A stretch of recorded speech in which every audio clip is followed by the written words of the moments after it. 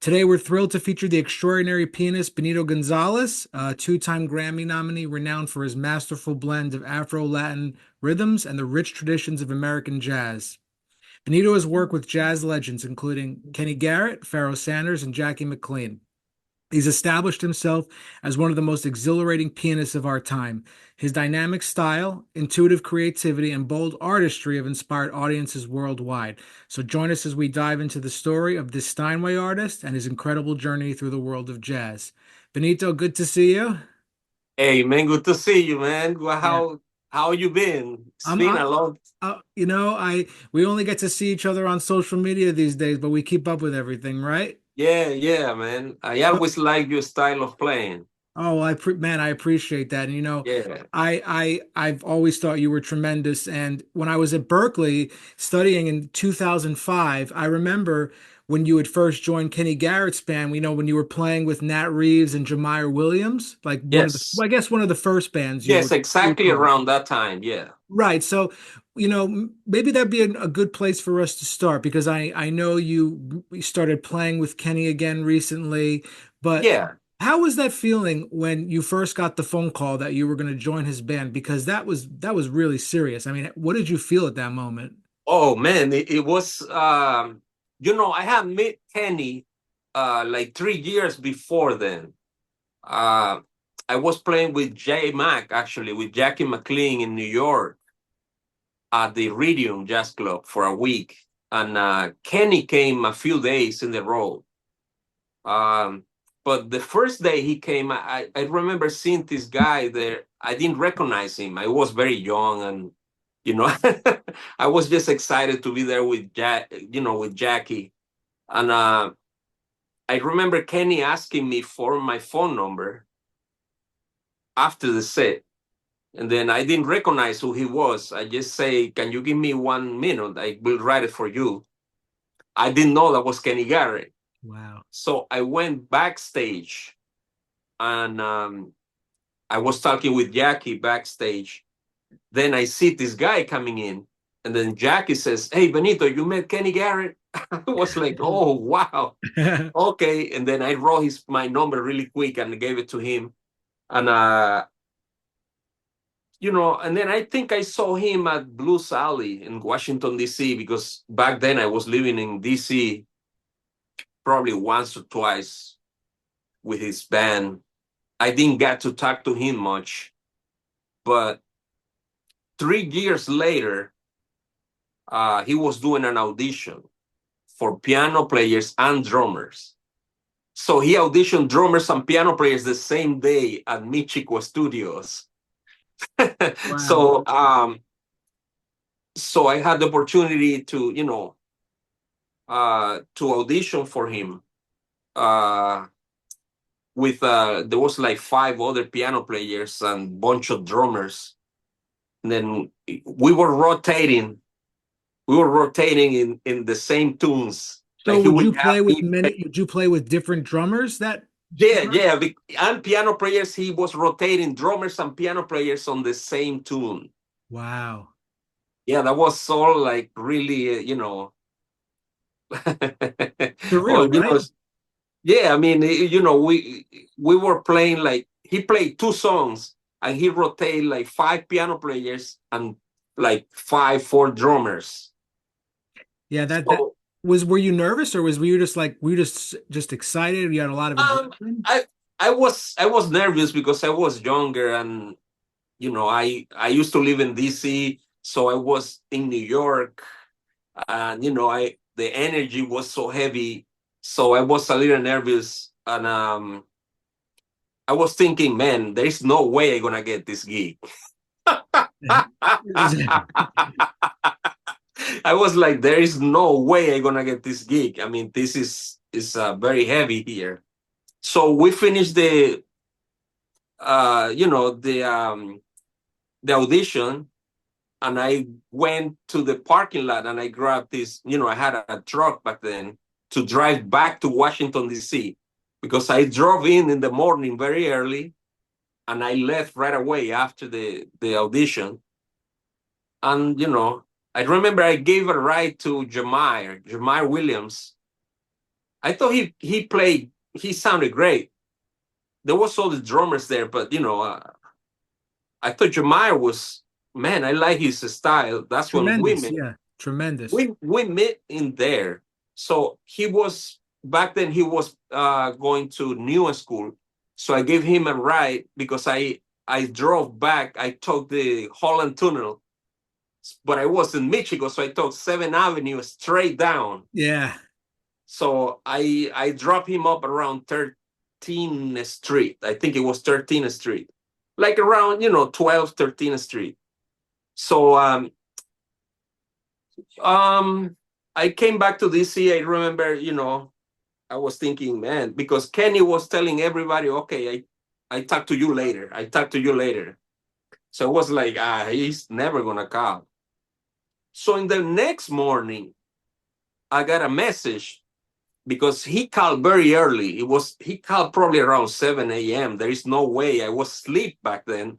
So so uh I heard the message and it's Kenny. He says, "Hey Benito, it's Kenny.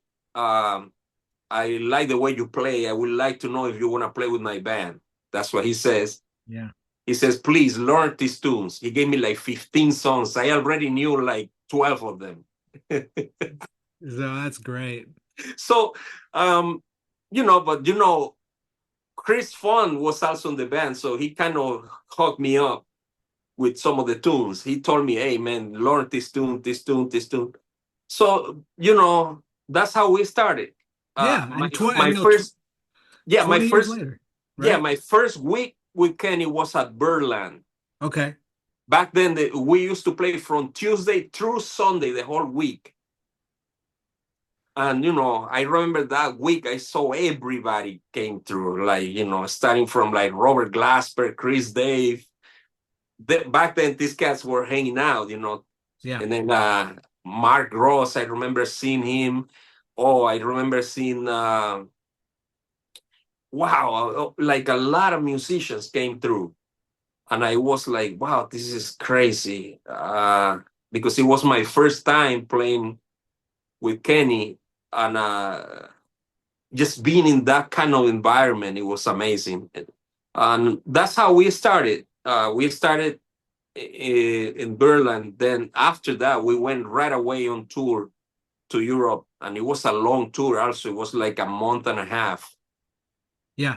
A lot of Then playing. from then on, it was, we were in and out because he played with Chick Corea for like a year. I think it was in 2009. With McBride and Yeah, Roy and Haynes, then right? then I start playing with Asa Lawrence, and I start doing other stuff. I did that album Circles. Mm-hmm. So yeah, that's how we started. Well, do you know to where we know now we're 20 years later, and you've recently started playing with him, but like there's so much that's happened in the 20 years, going from getting that phone call to leading your own bands and playing all over the world. It's tremendous, and recording these records. Um, do you think that without maybe the work with Kenny, your career might have gone in a different direction, like that you wouldn't have been where you are today? Because that's a big thing that happens in the beginning. Yeah, I mean, I was lucky to do that because interesting enough, when I was in Venezuela, I wanted to play either with Michael Brecker or Kenny Garrett. Oh man. Those are the two gigs I really wanted, but I didn't really had a chance to meet Michael Brecker like that. I heard him live like twice, and it really blew my mind because that band was amazing with Tane and James Genus and Joey Calderazo. But then, I was, searching, trying to find to see if I could see Kenny live, and I was lucky to get the gig. I don't know, maybe my career would have gone, uh maybe playing my direction in music would have been different for sure, because even though I love McCoy Tyner, before I joined Kenny's band, I wasn't playing quite like that. I was I was doing a lot of hard bop, and I was doing other, even like when you hear my first album in 2004, that was before I joined Kenny's band. Was that with the one My with Antonio Sanchez? Yeah, my playing wasn't like this, you know. It was very different. So yeah, with Kenny, it was I was required to have certain sound and certain things that I liked, you know, because I love McCoy is my favorite, but I was really back then I was learning.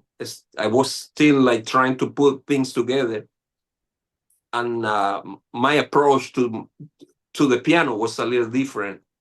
You know, I think we're talking about McCoy. You know, that's a really interesting, you know, you mentioned his name and everything. One of the first things that I always think about when you mention McCoy and is that when you listen to McCoy play, aside from all the chordal harmony and all the, you know, inverted hexatonic pennant, whatever you want to call these things, Right. is that it almost feels like it's two musicians, the left and the right.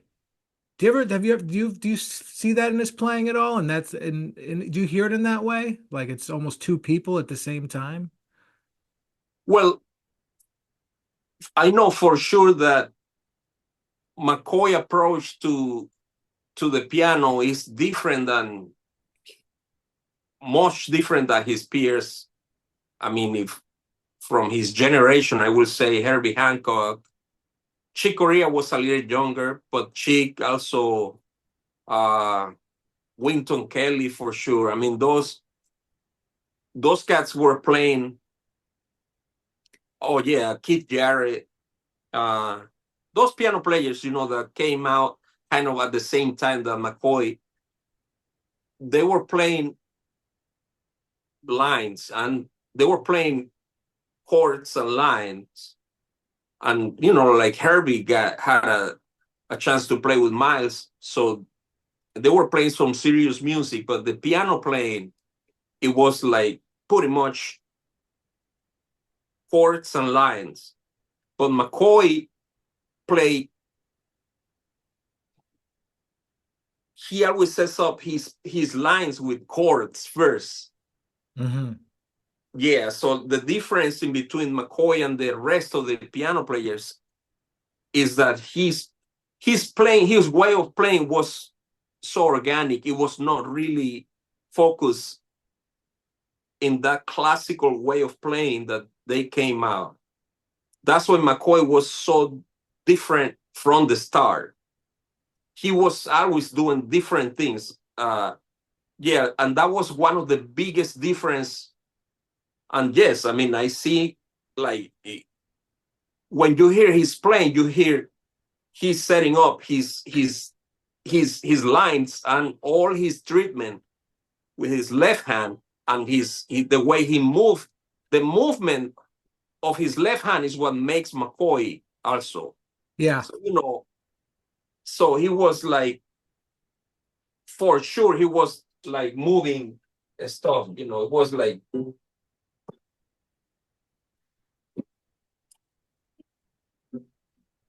Yeah, Thank you. we can't hear the piano, but we could see the piano.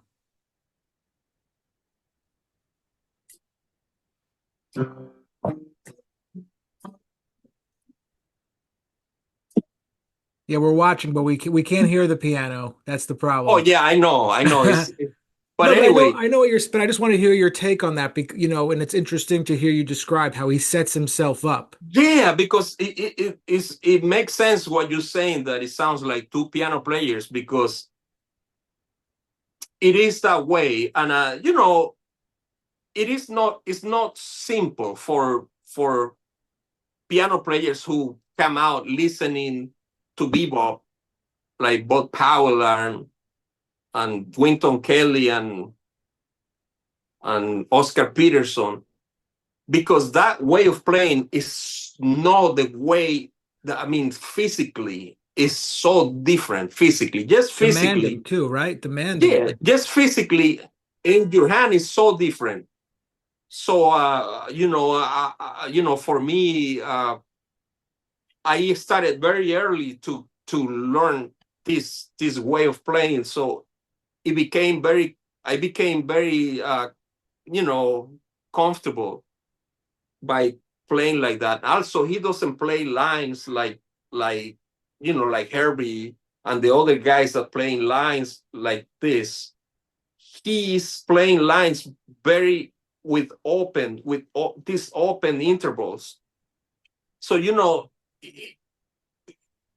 yeah. For my take on McCoy is just he was pretty much his own It's his own artist. thing. It's its own. Yeah, It's a yeah. yeah. And he changed the way the piano was playing for sure. Sure. And I just it's but I like to talk of this was interesting to talk about the left and right hand almost having a conversation with each other is Yeah, so was so innovative in that sense. yeah. And aside from, we talk about McCoy, we can't help but think about, that he played with the John Coltrane Quartet, obviously, and all of his other groups with the real McCoy, so on and so forth. Let me ask you a question.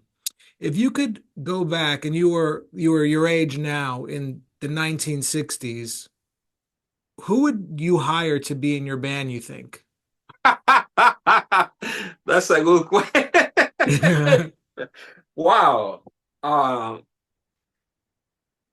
Sorry about the siren. So I I am don't in hear it. Don't Flatbush. worry. I'm in Flatbush. This is it's normal. Hey, I don't hear it. Don't worry. So, anyways, man, let me think. I'll say there is so many great players. I think Elvin Jones, maybe. Hmm. Elvin Jones. I would have loved Elvin Jones, uh, Buster Williams, uh, Who I know you've worked with as well. You've worked with him, Joe Henderson, yes. Whoa. and That would uh, be an and uh, amazing and group. uh, and uh, um, let me think. You thinking about Yeah, trumpet or another saxophone? trumpet.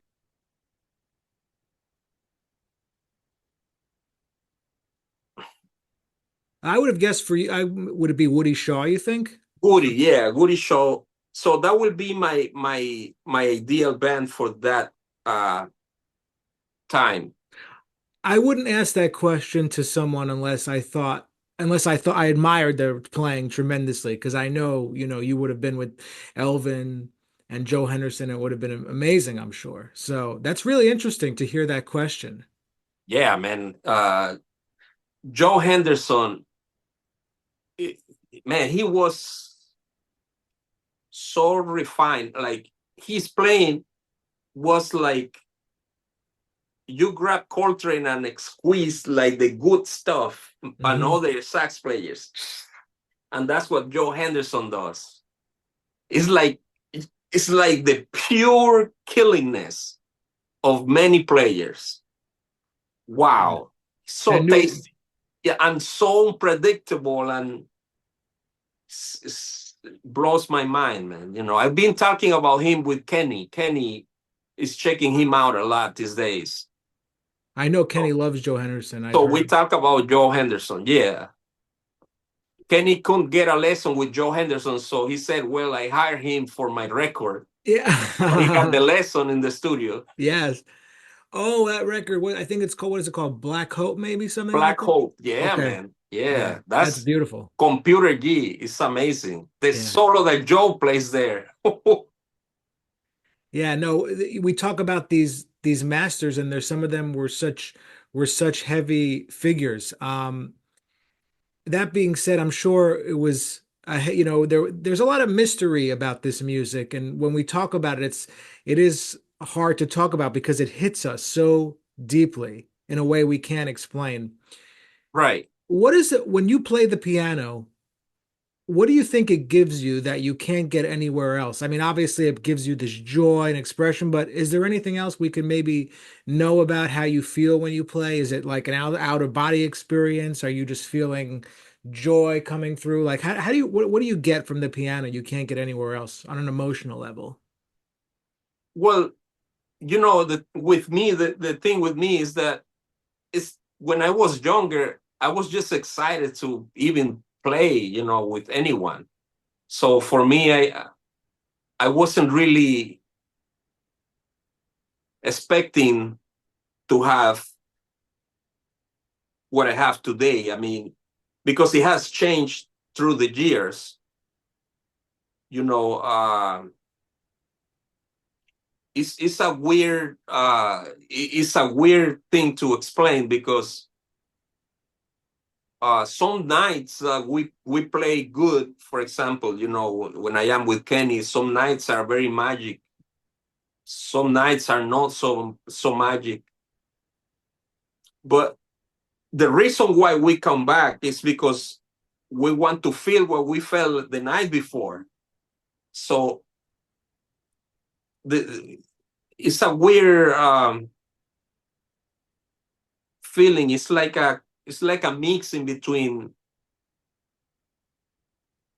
knowing what you're playing, and being in the moment right there and playing your instrument, and then seeing how you play interact with the interaction with the other band members goes somewhere else, and feeling okay with that.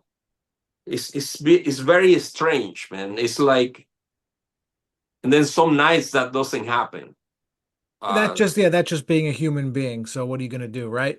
yeah, but some nights are very magic, and I think that's why we come back because we try to do it again. But when we try, sometimes it doesn't work the same way. It might works different. So I learned that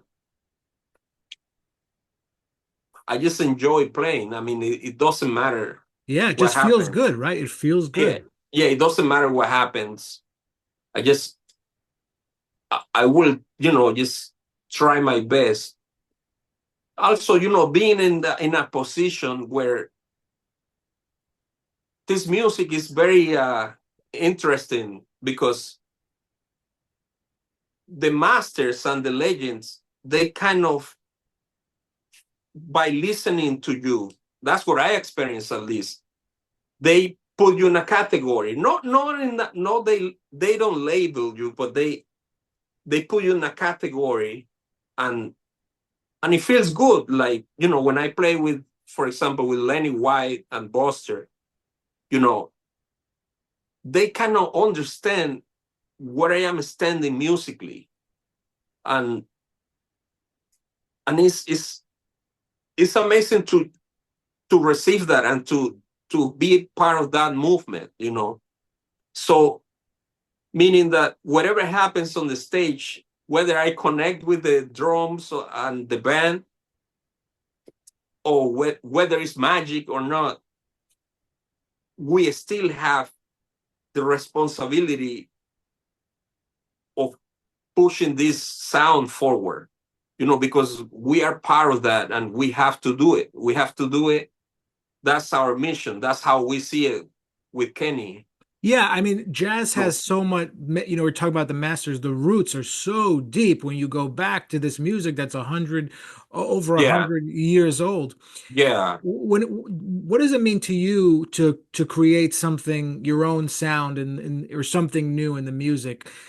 Maybe when did you feel like you really started to develop your own voice? What was it about that? Like where you could say, okay, now I've reached another level. I am myself now on the instrument or something like that. It happens somewhere right before 2010, uh, because before then, I didn't know I remember I knew I was playing, but I didn't know how to like to make it like a strong statement. I was playing a lot. I was playing a lot of piano and I was doing all of these things, but um I was like reaching to find myself inside of that sound, because it's the level of like being a student and learning different styles and finding your own sound inside of that is huge. Sure. Let So me. so somewhere in there, Mhm. I found myself in the middle, and that's when I start thinking about my writing is very much part of that, and my way of listening to music is part of that. What I work, my gigs are part of that. I mean, everything is part of that. It's like, because before then I didn't know uh the differences. I used to like separate all these things, but now is everything is a big rounded sound that it has many different elements. What happens is, and you could speak about this after I give my understanding or opinion about it, is that a person wants to, what would be the point to just copy everybody else? You have to have your own voice. Um, if you really want to be doing this authentically, you take from the legends and the masters you love. You take from all of your musical history that you've had that's not jazz, whatever you just like to listen to that's not jazz. You take from your personal experiences, whatever those emotions are, and then you put it all together, and from all that you start to hear new things, new sounds. You try to create these sounds. It's very hard because it's a lot of a lot of mistakes while you're trying to find your own thing, and it's a lot of, you can fail while trying, but you keep going, you keep pushing. At least that's how I feel about finding what it is to find your own voice. Do you think maybe something has to do with some of the things I listed? Yeah, yeah, totally. Yeah, it has definitely. Also, you know sometimes people tend to put you in the box for some reason, because it's been happening for decades. And the thing is this: when you listen to Coltrane, let's say that you listen to Coltrane live at Berlin, and I listen to the same album, I am sure we will listen different things. You Yeah, listen some certain things, and I listen to my ears is different than your ears. So there is no way, if I study Coltrane and you study Coltrane, we will sound the same. No way. no way. No, because we all have different perspective, and it's like that. The same happened, with McCoy, and in my case that I play piano, or Herbie, or Chick. So that's one thing. The most important part, that the take on this that I want to talk about, is that yes, we should learn, from the underground, like from the bottom. We have to learn some of the tradition, bebop and hard bop, and some of the things that Bill Evans made a huge uh, you know Bill Evans, he was very important when he came out because he brought the voicings, those big voicings to the music, and Oscar Peterson brought some other stuff. Then Herbie came out. Herbie was like so very advanced, you know. But we have to go back also, and the new sound. The new sound is bebop. Actually, that's the modern jazz. Is bebop, you know. Yeah, we have to learn Herbie, and we have to learn all of that, McCoy and Chick, and that kind of sound that will round all you playing. But the new sound is bebop. That is still today is the new sound. Now I will play my music, but I am not gonna play passion dance or like one finger snap all the time. I'm gonna play new compositions that have maybe more modern way. The map is modern. It's like what happening today. But I'm gonna use those elements from the tradition that I learned. No, you have such a unique voice on the piano. I was listening to your, let me the record you did, the one with it has, Josh Evans and Tane and Oh yeah, McBride. yeah. Yeah, what's the name of that record? Sing to the world. Sing to the World. Yeah. I mean, I was listening to that record and, for me, listening to someone play the piano and have their voice at such a high level. I mean, it's it's interesting to hear how you think about this stuff. I really love hearing about it. Yeah, yeah. The thing is, the idea is to really understand how they play the music, how Herbie does this, how McCoy does this, Chick Corea, Bud Powell, Wynton Kelly. Then, but we don't want to play passion dance and one finger snap all the time.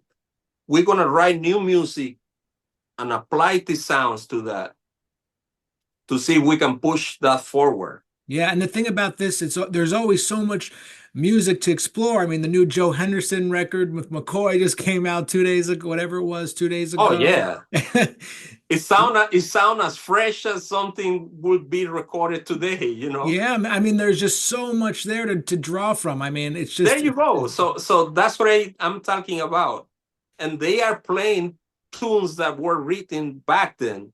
yes, yeah, We can't really play those tunes. We gotta play the tunes that we are writing today, but we have to apply these vocabularies for yes, sure. And if yeah, we don't know these vocabularies, there is no way we can push the music forward yes, because there is so many cats there that talk, the shortcut. They didn't learn that shit right, and they are put in positions where they should not be. There is so many people that can, they shouldn't be band leaders, man, and that's how it is.